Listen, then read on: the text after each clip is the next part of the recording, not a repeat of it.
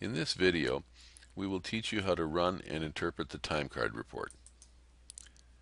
Starting from the summary screen, first click on Activity, then click on Work Times, then click on Time Card Report.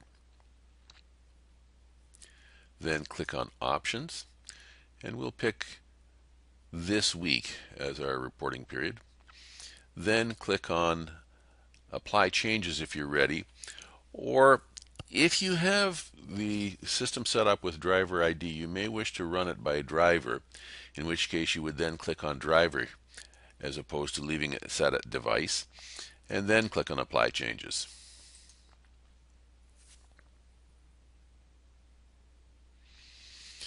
What you get is the condensed version of the report on screen.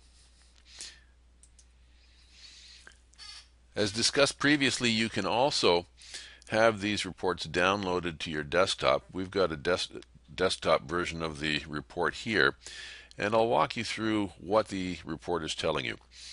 You have the various drivers listed down on the left-hand column. The information is presented by date, and you can see the first departure time in the morning when the vehicle left its overnight resting place. The next column over is the last arrive time. When did the vehicle get shut off at the end of the day to rest overnight? And at what location did this first departure take place?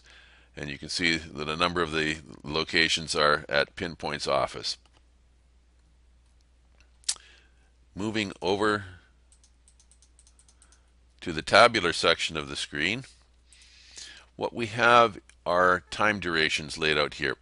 So the first column tells us all the time within the trips, not within the 24-hour clock, just within the trips, where the vehicle was stopped at a non-customer site. Then in the next column over, it tells you the amount of time where the vehicle was stopped at a customer site. Then in the third column, it tells you how much time was spent driving. So that if you look at the sum totals at the bottom, the three vehicles in this fleet spent 17 hours driving, 13 hours stopped at customer site, and nearly 32 hours stopped at non-customer sites. In other words, this report gives you an ability to go and look at the effectiveness of the utilization of the time of your staff. The idle duration is presented in this column, and we can see that there's not been a great deal of idling on this small fleet. Last but not least, the maximum speed on each of the days is presented in the far right-hand column. It gives you an indication as to the extent to which your drivers are driving safely or not. Thank you very much. If you require additional information or assistance, please do not hesitate to contact us at the telephone number shown here or at the email address shown on your screen.